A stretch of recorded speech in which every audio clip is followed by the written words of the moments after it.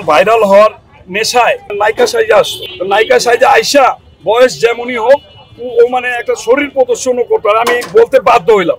তো এই কারণে অনেকটা ভিড় হইতো, উৎসুক জনতা বাঙালি তো চেনেনি, ওরে দেখার জন্য যাইতো কেক খাইতো কম, ওরে দেখার জন্য যাইতো বেশি।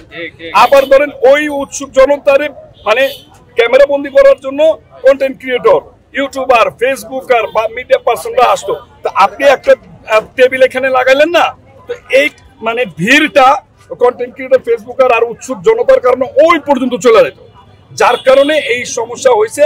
নালে ধরেন বাংলাদেশে আপনি বলেন যে গুরুত্বপূর্ণ অসংখ্য রাস্তা আছে যেগুলো বন্ধ করে বা জ্যাম হয়, জিনিসপত্র বিক্রি হয় না।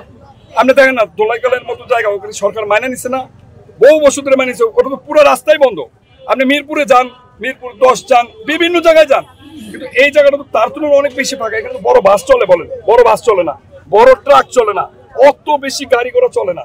নির্বাচন কমিশন অফিস থেকে হয়তো কিছু অফিসাররা বের হয়, আরামসে বের হয়ে যেত, কিন্তু কিছু উশৃঙ্খল আর কিছু অতি লোভী আর অতি ভাইরাল হওয়ার যে মানসিকতার কারণে, মাত্র কয়েকজনের কারণে এই যে জিনিসটা হইলো। অনেকে বলতেছে যে সবাই এখানে ঘরের সমস্যার জন্য আসে না, ঠিক আছে, অনেকের মনে করেন সচ্ছল অবস্থা থাকার পরেও এখানে আসে নিজের প্রতিবাদের জন্য, কিন্তু অনেকেই আবার নিজের সংসার চালানোর জন্যও আসে, হাজবেন্ডের সাহায্য করার জন্যও আসে। ওই মানুষগুলোর পাশে দেখেন, আমি তো গতকালকে ভিডিও দেখছি, অনেক মেয়ে কান্নাকাটি করছে। তো মেয়েদের আগায় দেওয়ার জন্য মেয়েরা পরিমণি হয়ে যাওয়া ভালো নাকি ধরে আইসা অনেকে তো হিজাব পরেও বিক্রি করে, তো পরিমণি বা যে আরেকজন আছে সুমাইয়া রিমু কি কি যে আজকাল দেখা যায়, এদের চেয়ে ভালো না কাজ করে ঘরে কষ্ট করে রাত জায়গায় কেক বানানো বা চাই বানালো স্ট্রিট ফুড।